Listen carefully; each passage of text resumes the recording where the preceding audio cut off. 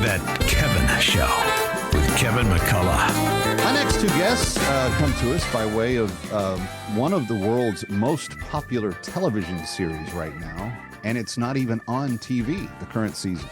In fact, you have to go to theaters to see it, which my family has, and they are addicted to season 4 of The Chosen. In fact, my little one, the guy that's my little mini Spielberg, he is so enamored in the imagination and how they have brought the biblical account to life in this series. Dallas Jenkins and the entire team. We've had more of their cast members, I think, on this show than any other broadcast in the country, and it's a joy to welcome back today Kirk Waller, who is the very stoic Gaius, if you are watching the series, and Joey Vahidi, who plays Thomas in this season's season 4, as it just released at the beginning of February, and we're getting ready to roll out the next couple of episodes. But gentlemen, welcome to That Kevin Show. Good to have you. Thank you, sir. Thanks for having us. Joey, let's talk a little bit about the complex character that Thomas is. You've got a little drama in your role that is it's not of the same kind of ilk that they've had in the other seasons for you as of yet. Yeah, I'd agree with that. We've seen Thomas's journey throughout the show. He starts off as somebody who is questioning a lot. He wants to do his best. You know, maybe he's scared, a little bit panicked when things don't go well. And as he spends more time with the group, we start to see him coming out of his shell. We start to see him being able to joke around, being able to accept certain truths, or maybe not fully accept, but be very willing to listen and learn. One of the things that I love that they do with Thomas as well is revealing how sweet and kind he can be. And we see that a lot with his love interest, Rhema. With season 4, you're going to still see some of the questioning and wanting to get things right. But I will say we do pick up with Rhema right where we leave off in season 3, which is the continued pursuit of making something happen. Yeah. Well, and again, I'm not going to give spoilers away, because if you didn't go see the first 3 episodes at the theaters, shame on you.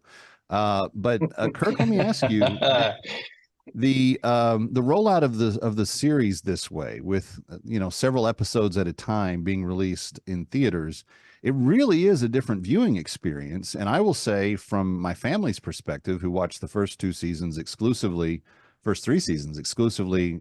from the comfort of our living room, seeing it in that magnified kind of environment is certainly a different visual treat. How are you guys getting response to the theatrical release this year? Well, the theater experience is something I think, Kevin, you and I grew up with. When I was growing up, you couldn't watch a movie here, or you couldn't watch a movie right on a computer. Television was, you could. So I always grew up going to movies in the theater. So the fact that it's in the theater is fantastic, because it's a collective, beautiful, call it religious experience, right? I remember seeing Close Encounters for the 3rd time when I was, I think, in high school. And I'll never forget when the aliens came out, I turned around and I looked, and everybody in that theater was in like awe. And I'll never forget that moment my entire life. And that happened in a movie theater. So I think the impact it can have is tremendous. I will also say it is horrible to see your nose the size of a car, and very, very difficult at times to see yourself so large. It's very strange. So I'll leave it at those 2. Yeah, no, that's well put. Both of you have characters that may have or have had some extra biblical interpretation to what they are about.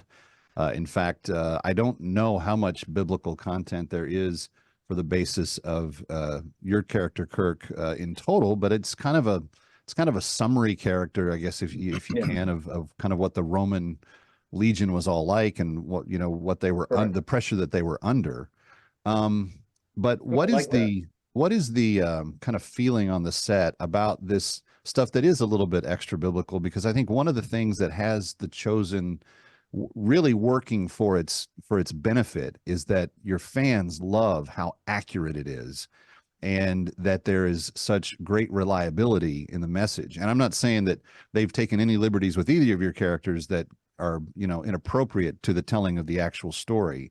But how much of that emphasis is there on set to make sure that, you know, you get it right? Sure.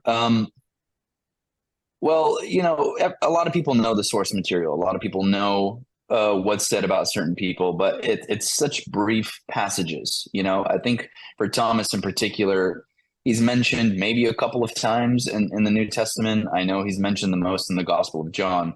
And what I love about what Dallas, Tyler, and Ryan do with the story is they stay true to that, but they allow the audience to identify with these people on a human level through genuine human experience. Because we got to remember these guys, these people, they're not saints yet. They're not stained glass windows yet. They're still human beings just like you and I, who deal with joy, who deal with jealousy, who deal and struggle with wanting to do the best they can and not really knowing how to do it. And I think that's what has been so successful about the show is people can see themselves in Gaius. People can see themselves in Thomas. People can see themselves in Quintus even at times, and I think that's such a special thing. Well, it certainly makes it relatable. Kirk, same question to you. You're kind of responsible for representing a lot of these characters. And if you've grown up in the church or around the story of the biblical account, you kind of tend to think really cynically about the Romans, and they had an advantage over the people. But you're finding a way to drive humanity into your character in a way that I think a lot of people are appreciating. I think it's dangerous territory, honestly, to say to vilify people. I think it's part of the story, and it's part of what makes it interesting is having a strong opposing character. It makes your hero look better. If this guy's weak, then this guy's not as strong. I want people to understand that if you think Thomas and Gaius from the first 3 seasons, you're just in the end of the 3rd episode of the 4th season, you're going to find surprising little twists in both of their storylines. So go see it and then get ready, because what is it? 4 through 6 is coming to theaters next. And then later this month, you're going to have the finale, and then it's going to come to the apps and you can watch it in your home at that point in time. But The Chosen, our favorite around here. And guys, thank you for taking some time out to be with us. Ready or not, we'll be right back.